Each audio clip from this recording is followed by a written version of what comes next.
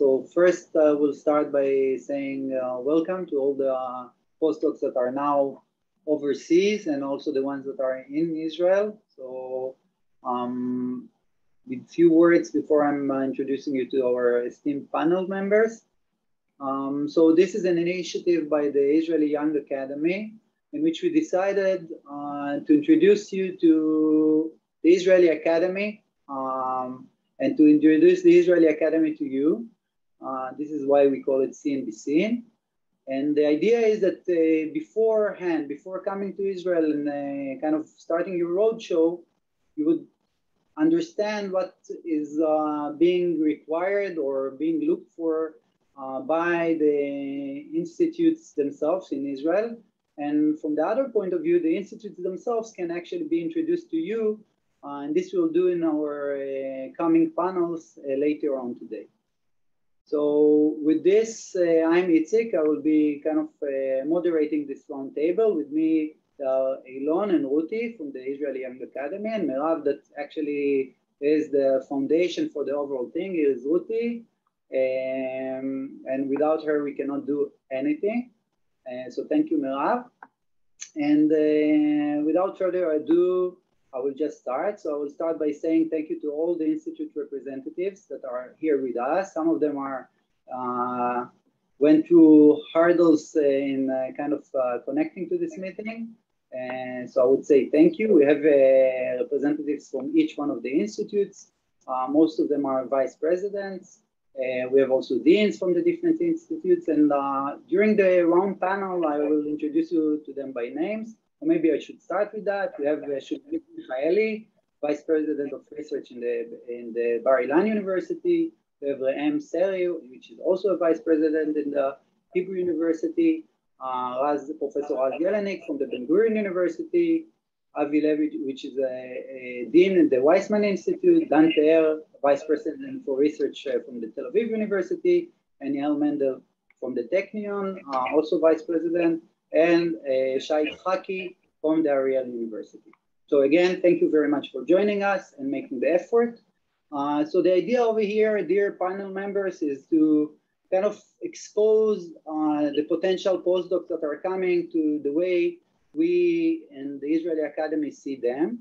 And I will start with the most trivial and obvious question, which is, what do you look in a new recruit when they come and try to join your institute? And with this question, maybe I will, because I'm coming from the Ben Gurion University, I will start with the Ben Gurion University representative. So as what would be the most important things that Ben Gurion would look in a postdoc? First, thanks, Itzik, for giving me the first priority here. So, hi, everybody. What are we looking for? We're looking for fresh thinking, excellence, vision, and we are going to be very good and very generous and very nice to people that they will show the trait and the potential. Okay, so maybe I will use this as a platform to ask Avi Levi. I'm sure that also in the Weizmann Institute, you look for excellence, but how do you quantify excellence? Is it just papers? Is it past experience? Yeah, well, yeah, that's a big question. Actually, there are some changing process in Weizmann, and we are trying to, we signed the Dora Declaration, where people are trying to not to rely only on the statistical numbers like citation or number of papers. Of course, it doesn't always say too much. So what we are doing in Weizmann, well, we have committees which try to look really into the substance of the science done by the candidates. So of course it's hard because you have to read what the publications. But and another thing we're trying to do very much at Weizmann is to avoid the nepotism. That is, you cannot be hired by a department. So the department is submitting you to the faculty and the faculty is submitting to the institute. So it's a bit of a long process because we don't have slots. Anyone can happen anytime on any topic. So it's very open. It's not, we don't have a position for this or that. So it's completely open because there is not too much teaching. It's mostly research. So anyone can apply whenever they want. And what we are going to do is to try to understand what they did. And also we don't rely too much on our internal people. We also contact people abroad, trying to get recommendations and to see how the person or experts in the field really can appreciate the work of the person. So trying to really to accept people based on the merit and their science. And again, it doesn't have, I know there is a reputation for that you have to have a Cell Science Nature journal, but we really try to not to do that. And there are many exceptions to this kind of unwritten rule. So we're looking for excellence, trying to put finger on really the substance of the work. Okay, Avi, thank you very much. This was very informative. So the Weizmann Institute doesn't have a specific quota of people or a specific topic, but is it the same at other institutes? For example, Dan, would Tel Aviv University have a specific amount of people that they would recruit each year, or anybody can apply anytime? And what would be the recruitment process? What would you look in a candidate? So it really depends on the different faculties. There are some faculties that we have a call, which is around October every year, which is mostly medicine and life sciences, but the rest are open. And we can recruit depending on excellence as needed. So just this year, we recruited almost 60, which was really a lot. Because usually we recruit around 45 to 50 people. So this is, I would say 20% of the Weizmann Institute each year. So it's a lot of people. Of course, we are very diverse in terms of the fields. Not everything is science or medicine or engineering or biology. We have everything from architecture to philosophy to music and basically different areas as well, and theater and movies. So I think that having this diversity gives opportunity to people that are coming from diverse fields to apply. And of course, we like the best and the brightest. We are all like the same. Yeah, so this is important. We talked about diversity and we talked about excellence. And Avi was mentioning the Science Cell Nature papers. But there is a new initiative in which that Avi spoke about, in which the quantification of the candidate might be also more holistic in a way. So with this, maybe I will ask Shulamit, how do you see this? And I must remind you all, it's a non-job doc for biology, so, mostly on the fields of biology. So would you also in Bar Ilan would look for a specific excellence criteria like papers, grants, etc., or a specific lab, or would you try to quantify it differently, and in which way? Shulamit, you're on mute. Very important for us is what everyone said already: innovative, good, motivated. Sometimes we look for specific topic, timely topic, new topics that we would like to recruit people to. And the recruitment for life sciences at Bar Ilan is not only for the Faculty of Life Science and the Medicine faculty, which is its FAD, but also biophysics in the physics department, in the chemistry department. For instance, we are looking for an organic chemist that got caught in a biological question. In engineering, we have neuronal new engineering and biomedicine in the engineering faculty. So you can be life science researcher in background in physics and engineering and be also accepted to one of these faculties. Now, as always, people look for the brightest with the best achievements, but what is very important for us is the interview, the shop talk. Because when you interview a person, you know how broad he is in his knowledge, and not only get prepared for his presentation, but in the shop talk you ask all kinds of questions and you know who you are talking to. I personally was a dean of life sciences before I became a VPR for research, and for me it was important to see that the excellence is not just excellence of a postdoc because he was at the Broad Institute that we usually publish Nature and Cell there. But how was he before? Was he excellent person from the beginning that, you know, he has it in his DNA. So this is the way I look at it. And we all strive for the same thing. And I think the best for the young people is to come and visit and talk to young people that we have recruited in the last couple of years. Bar-Ilan has this program called STEM 100, and we are really interested in recruiting people in life sciences, the new, relatively new School of Medicine in Tzfat, which got a big donation now and is expanding its size.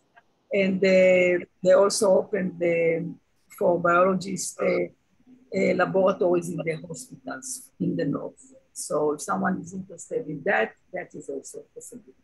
So this is what it is. Thank you, Shula. I think it's important to say that part of this platform is actually to expose you and the postdocs to the institute itself. So to those of you that want to carry this meeting to maybe more fundamental and more in-depth meeting, this is of course possible. So we talked about diversity, and diversity sometimes means the research areas and the research fields, and the reoccurring question is whether she or he can apply to already existing field within the institute. And there are of course opposing opinions, or there is a spectrum of opinions on that. And maybe I will ask you, how you guys in the Hebrew University see that. And of course, all of you, when you're starting to talk, you can actually introduce your institute with as Shula just did. Raim, you're on mute. Is it good now? Yes. Okay. So I'm Raim Sari from the Hebrew University, the Vice President for Research. Indeed, our university is large and spread over several campuses, and you can find life sciences in many of them. We have life sciences in engineering, in chemistry, in life sciences, and in the Brain Center. All of these are located in Givat Ram in Jerusalem, in the campus Safra. We have medicine in the Faculty of Medicine in Karem, also in Jerusalem, but a different location. We have in the Faculty of Agriculture life science related researches, which is in Rehovot. And in many senses, all of these entities that I mentioned, they act differently on their recruitments. And they all have their own criterions and wishes and desires to expand and so on. The Hebrew University overall is going through expansion. The number of faculty we have is growing. And that means we're recruiting more than we used to do in the past. I don't know if 60 every year, but something close to that done. We're doing that for several years already. And the criterion is indeed academic excellence. I think everybody will say that, and this is the first criterion by far. I see here in the question that someone asked if public outreach and science communication, they are being considered for recruitment or not. I think, you know, it gives some addition to the overall impression that we have from the candidate. It's not one of our main criterion. You don't have to do outreach. If you do, nice, we'll probably take that into consideration, but for and foremost, it's academic excellence, which is, as was mentioned before, hard to measure. So papers and citations, that's the easy thing to look at. Also the platform in which it was published. Letters are very important, so make sure you got good letters. And the personal impression of the people in the selection committee that you meet. So Shula said, come and meet the committees, definitely. Come and give talks at the different departments. And if in the Hebrew University you find several departments that are relevant for you, go and visit all of them. There are slots for recruitments because we have a general development plan for the university, but they are flexible. If we won't find the candidate that we desire in a certain year, we'll recruit less than we wanted. And if we find more, we'll recruit more, probably on the expense of some next years. Yeah, I think I answered the question. If you have more questions, you can write them in the chat or ask. Yeah, thank you very much, Rem. So I'm maybe continuing with this topic of diversity and relating to the question that was asked here about outreach.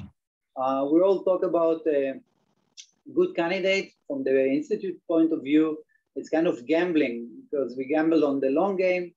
And as Avi mentioned, sometimes the hidden characteristics are within the very, very fine details. So maybe I'll ask you, Shai, which is the youngest university from the Ariel University, the same question that I asked Rem here. Do you, if you have a candidate that is kind of touching base or interfacing with already existing topic within the university, would you still consider them at the same level? And the other side of the coin of diversity, would you also look at the public outreach, the involvement in topics like organization of meetings, for example? This could also be a public outreach. Thank you. First, as all the others said, excellence is the basic thing that we are looking for. But it's very hard to pinpoint to exact what is excellence. Of course, publication is one issue, letter of recommendations, grants if you have. But I think that the job talk and the physical meeting is very important. This is some kind of interaction between people, and we have to remember that this candidate may join the team for decades, and the personality and the social relationship is important as well. So I think to come to a job talk and to meet the faculty members is very important. As for outreach, I think it is important. It is part of the future academic life. I think we will be much more open, and it's important that our faculties will be involved in such activities. So it's not the first criteria, but definitely something that we will consider. Ariel University, as you said, is a young university. And for example, in our department of biology, we are looking for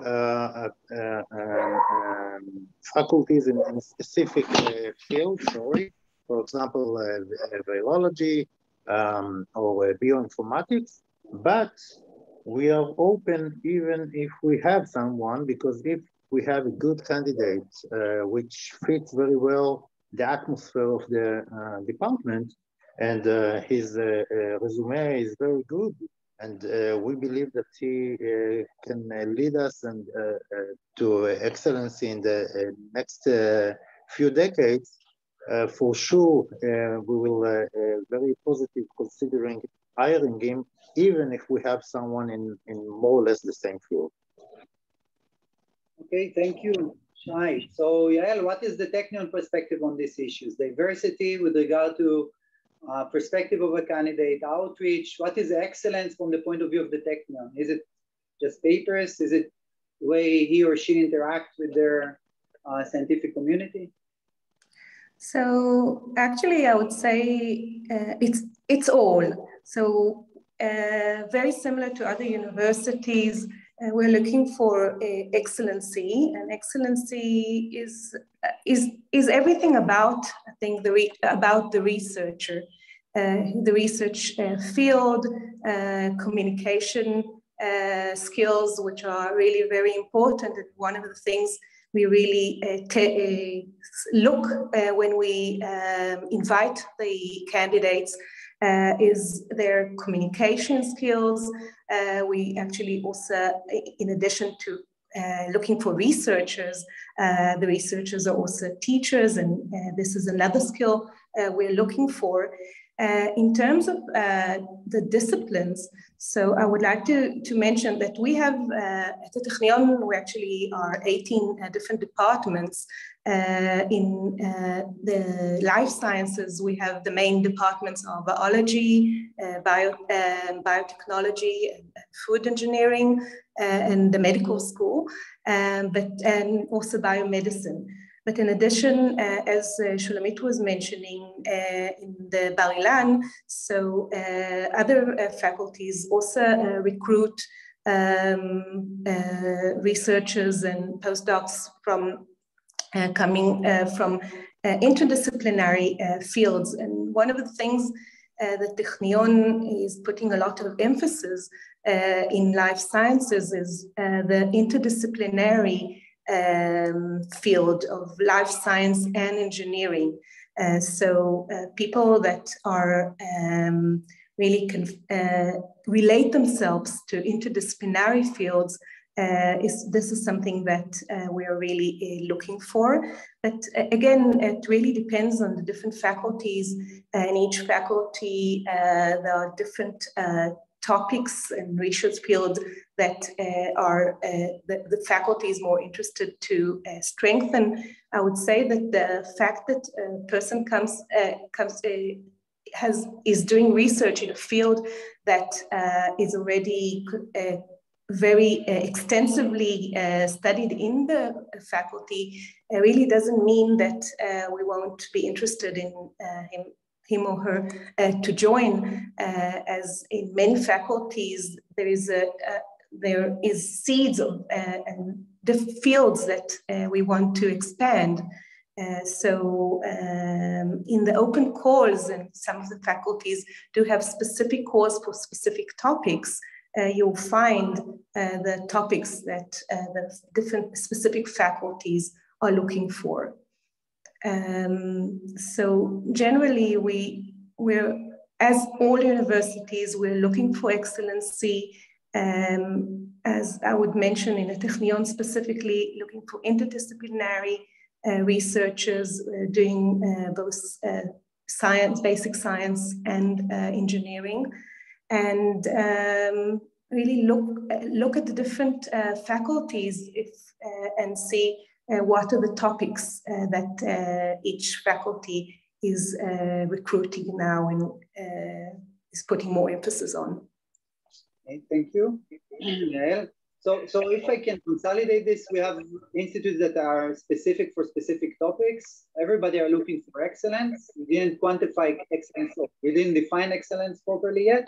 And there are some institutes that can define specific talks with emphasis on multidisciplinary. So with this, maybe Avi, maybe we can use this forum to maybe elaborate a bit more about the initiative taken in Weizmann, because the academy itself and the young academy as well was playing with this idea. I mean, which initiative? the one that quantifies excellence, not only from the point of view of from the whole of the gush, as we say, with regard to the papers themselves. I think it's very interesting one. So, well, it's we're trying to implement it. I'm not saying that, that it's simple and that it's working well, but people in the committee are expected to read one or two papers and to present them in depth to the rest of the committee. And there is a discussion in the committee on what really it means, what's the importance of the finding. So we're trying to take this quite seriously. So this is, of course, one of the criteria. Letters are very important, like I mentioned, external letters. And, we can't ignore also publication. And so you try to get a general impression, but that's something which is done by the committee after the process of the job talk. So definitely inviting the candidate for a job talk once is the first and most important, how do you say, it's a first criteria, or once you pass that, actually the chance, once you enter the committee, the chances are quite high. So departments usually make a strongest pre-selection. They don't decide, they don't have the last word. That's done by professional committees, but they do the first selection. So I don't know if I answered, but that's what we try to do. I don't think, not sure there is the DARPA initiative specifically. the DORA. Oh, sorry, I'm sorry. Yes, the DORA initiative, where it's kind of an initiative that is happening throughout, to those of you that are not familiar with that, to try and quantify science, not based only on age index, specific papers, but more looking at the holistic point of view. And I don't know if you refer to this specific. Yeah. Okay. Yeah. So what I meant is really trying to go to the essence, the substance of the work, to read the papers and to try to appreciate them. And they don't have to be Nature Cell Science, but they have to be in a good referee journal, but not necessarily in the top. Okay, cool. So this was very informative. So there are some questions from the audience, but maybe I would first start by the next question, kind of looking at the past 1.5 years, 2 years that we've been experiencing, the situation in which the dynamics of science have been changed from the point of view of exposure due to the COVID-19, to the speed in which we do science.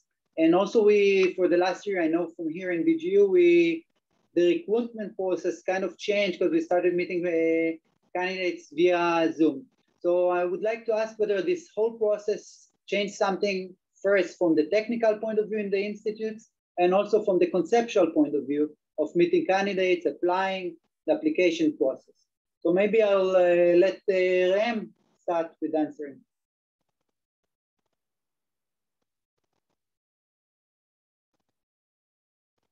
You're on mute, Rem. You're on mute. I'm saying I couldn't hear you. So maybe ask someone else to... I'll pass the question maybe to us. Okay.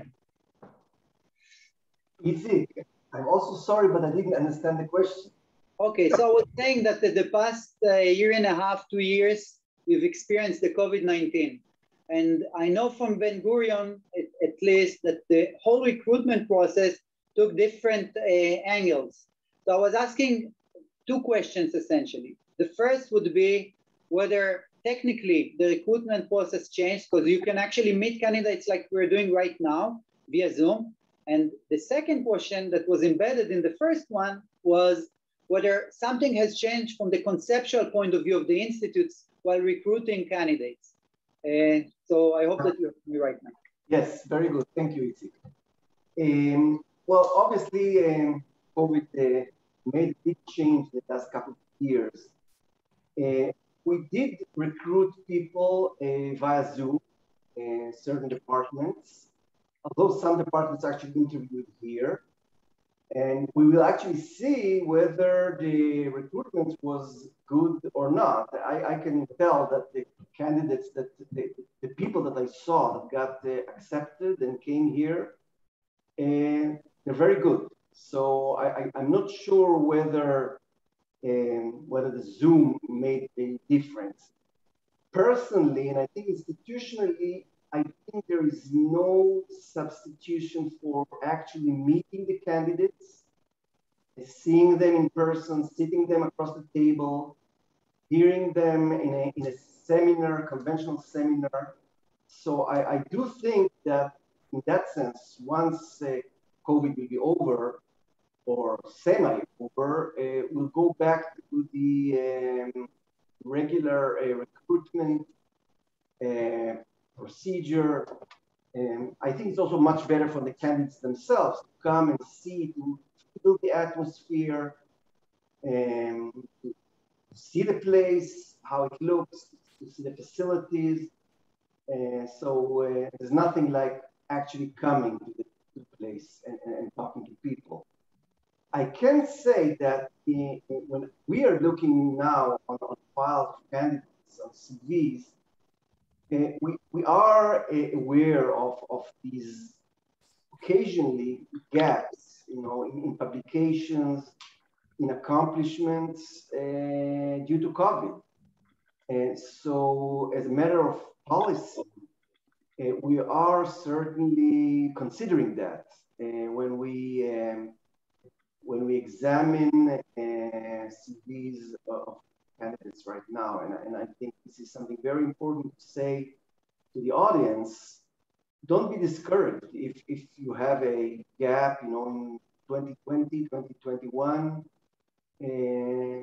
Don't hesitate to bring it up. And we are certainly going to consider that. Thank you. So I'm taking from this that first, human contact is important with the mask. I understand that there were recruitments via Zoom, and as you can see now, you can actually meet a lot of the postdoc community abroad, and that at least Ben-Gurion takes into account the fact that it actually slowed science down for people that are abroad. I see that a lot of you are nodding either for positive and or negative. So maybe I'll ask you, Dan, whether in Tel Aviv it's the same, whether something has changed conceptually with regard to the way we experience science in the last 1.5 years, 2 years. I'm not sure. I think that people are coming to interview, or they can do it in Zoom. It's not a major factor, but surprisingly, the amount of excellent candidates is amazing. I mean, it's very hard to really choose. And I'm very lucky it's not my job anymore. Because I think we really have amazing postdocs. Okay, Israeli postdocs internationally are doing fantastic jobs. I wish we can get all of them back to Israel at least. Of course, I wish the best will come to Tel Aviv University, but you need to do good today in order to do that. But I still think that we have outstanding candidates. And I'm sure my fellows VP for R&D are in the same agreement with me in this sense.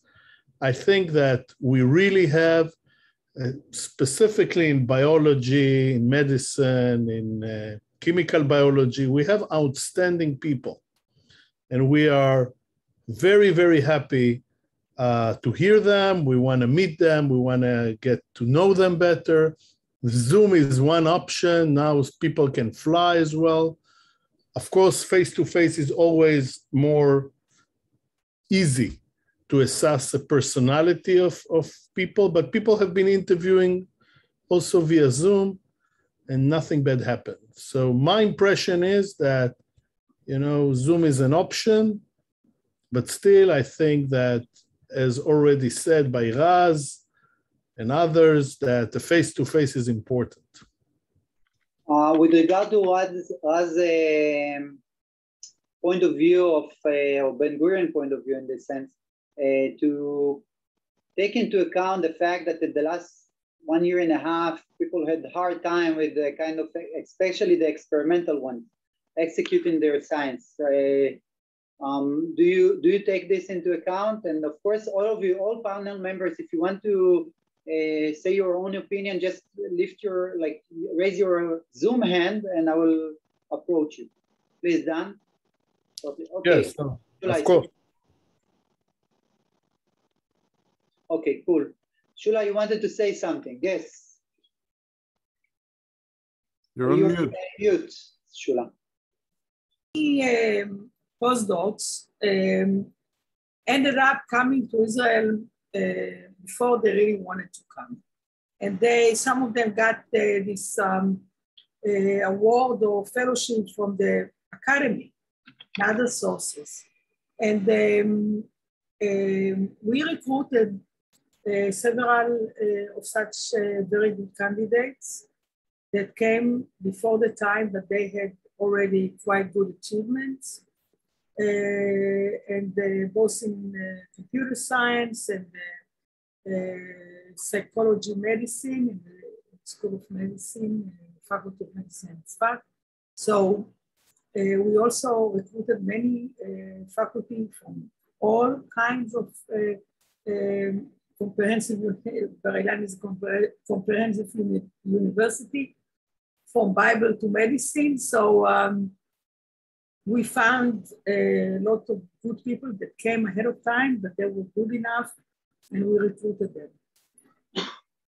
Thank you, Shula. So there is a very important question coming from the audience. Our postdocs want to ask whether applying is a one-shot action, meaning that if you applied once and you were rejected for some reason, can you still play the game? Can you apply the second time? All of you can, of course, comment, but maybe you, Yael, and then Rehem, if you would like to comment on this. So actually, there's you can apply a few times. It really depends on, I mean, if you applied 1 year and you're really advanced and have more publications and have achieved more, you could surely apply again. There's no restrictions about that. And I also want to mention that in terms of the recruitment, we do really prefer that this year we'll have recruitment via human contact. But as mentioned, it really depends, and though people will want to be interviewed via Zoom, this would be also possible. But to answer the first question, you can apply several times. Yes, I also would like to say the same. Of course, you can apply as many times as you want. You might get the same answer again and again if nothing has changed considerably, but that doesn't prevent you from applying. I don't see from the point of view of the candidate why she would not apply again. If she got rejected the first time, she should apply again. I want also to say about the corona, I don't think the recruitment process has changed conceptually. But of course, we're not blind to the limitations that Corona imposes on the candidates, so we can take into account whatever delays or whatnot. And also, we're not blind to the possibilities that the Zoom platform opens for us, so we can interview more people more conveniently than we could have before. I would like to say maybe a few words of encouragement to all the potential postdocs from the life sciences, because I think we at the Hebrew University, and I believe this is a general notion, see life sciences as the future growth engine of the universities and of much of the research that we're going to take. We're building a whole new building for computational medicine in the Faculty of Medicine in Eden Karen. We're looking for lots of basic science, but also for connection with the industry. Synthetic biology, bioconvergence is going to get a big push from the government, and I think you're going to see a lot of reactions to that in the university. So I think you're coming at a good time. So it's good. Good promotion. Okay, Shai, I saw that you wanted to comment on this. Yeah, I just wanted to know two comments. One, as for reapplying, I think it's clear that you should, if you have new achievements, that's for sure. But even if not, or you have, of course, but even if it's not very clear, sometimes the position that you applied and now there is a little bit different position, so you should apply. The second is in the same line as Raem just mentioned, also at Ariel, and I'm sure again it's in all other universities, life science is maybe one of the main fields of the academic and research at the Israeli universities, and it's so diverse that you can address questions and research from various points of view. It's clearly related to sustainability, something that also is very, very on one of the topics that the State of Israel will encourage in the next few years. So I also would like to point to that. Okay, thank you, Shai. I see that Shula wants to say something. Shula, let's go for something brief. I want to ask another question. I think that the postdoc should consider very seriously when to apply and not to apply premature. Although you can apply many times and to the same place, when you are interviewed the first time, and if this is a little bit premature, I've seen that it hurts the candidate. So think very carefully when you want to apply.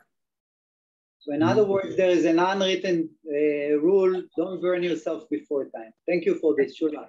Exactly. I see that I will also comment on this. I just want very brief. I mean, just if you're not sure, talk to us. I mean, you can contact the deans, you can contact the head of department, you can contact professors. Just talk to us. If you're not sure, people will tell you, wait or go ahead. I mean, that's the best way to go. Yeah, thank you for this, Avi. This was kind of summarizing a question that I wanted to ask, when to apply. But maybe before kind of adjourning, we have 10 more minutes.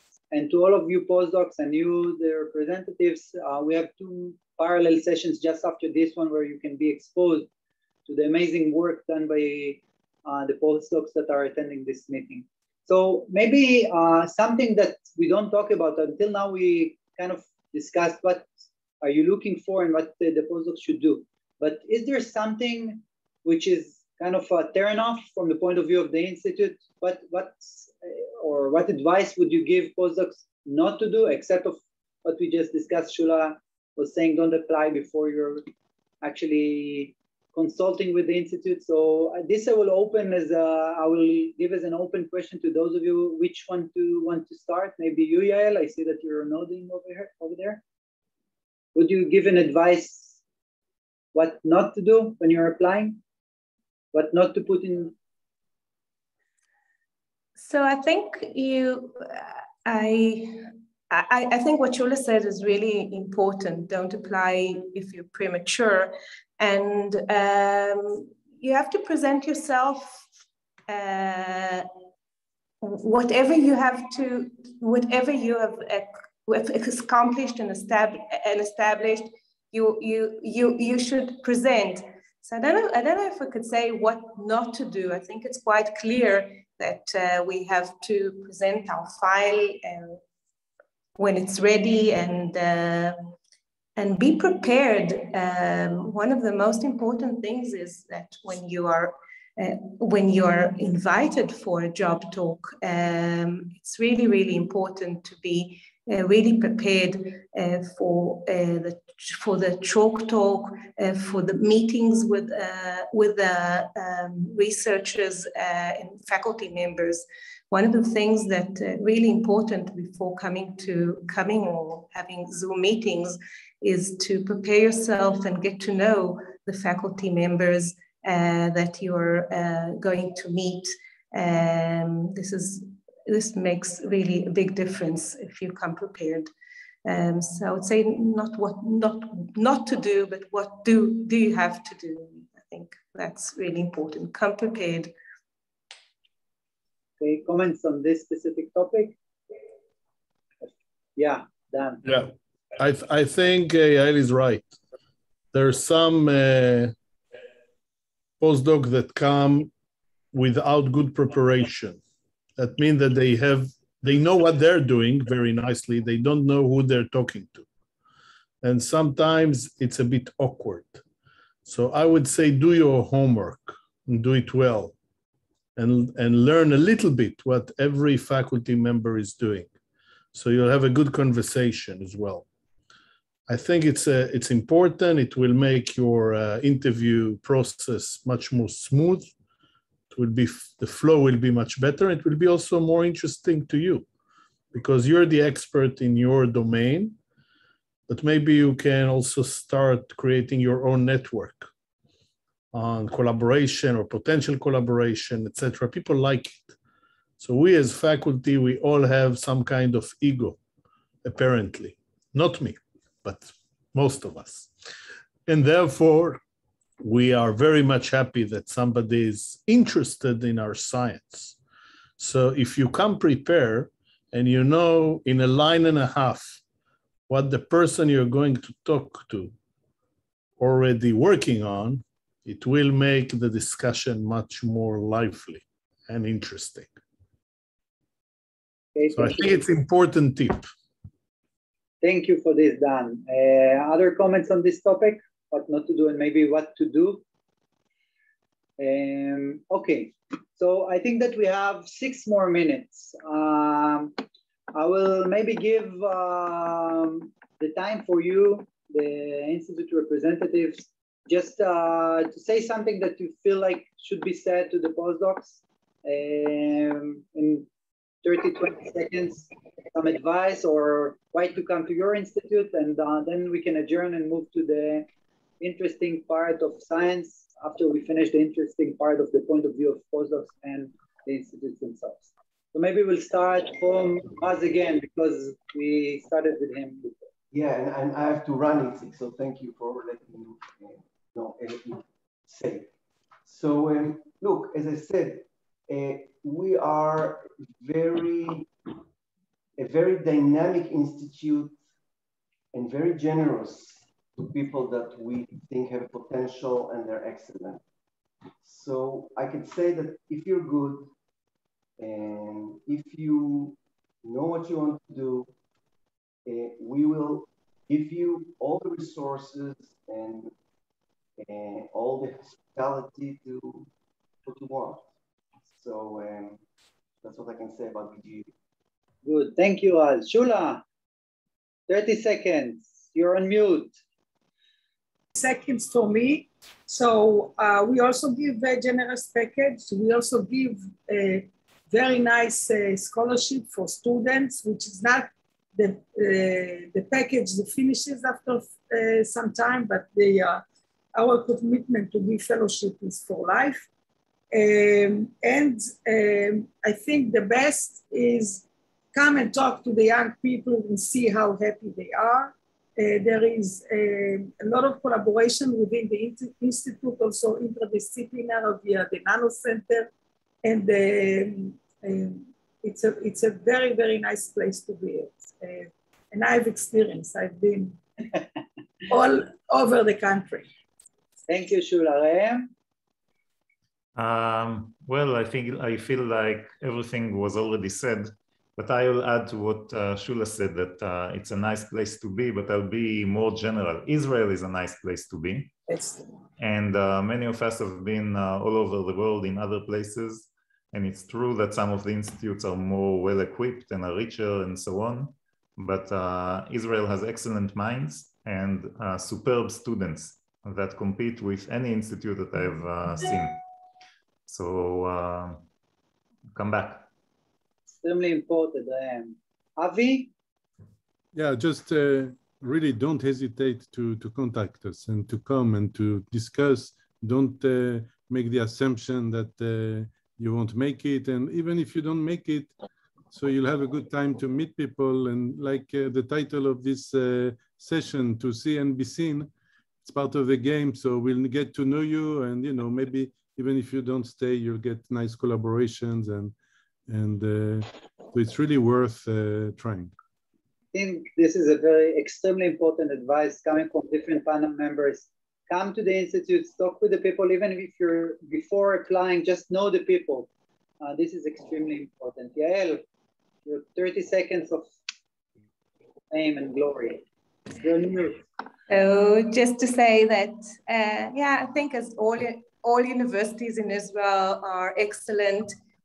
One of the special things about the Technion, it is a technical institute, and they have very different departments, many collaborations with different faculties, and I would say very excellent students. And one of the things you really want when you establish your lab is to have fantastic students, and I would say that's a very important thing you should look for. And again, your colleagues and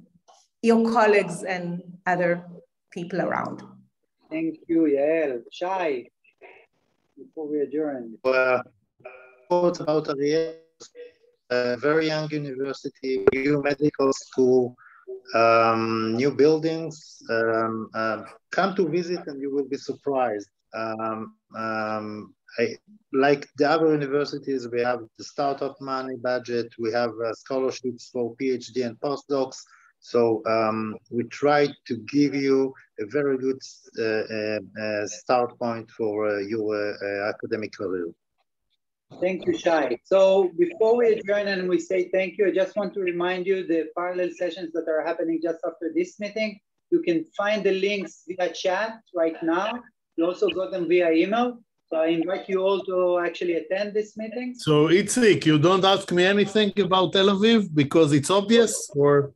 First of all, it is true, but the thing is that with you, I think that you are advertising at the beginning. I'm sorry. I'm always advertising, but I think we have one more thing. Everyone is correct. We have only one point to mention. I opened the window today, and we are, on the coast of Tel Aviv. I think that's worth something. I knew why I skipped on you. Anyway, so with this, I will just say again, thank you very, very, very, very much for attending, to all the institute representatives and to the postdocs that are interested and came to this meeting. And I, again, invite you all to actually hear the science that this amazing people are actually doing and want to show you guys. So thank you again, and see you next year. Thank you. Good luck. Good luck.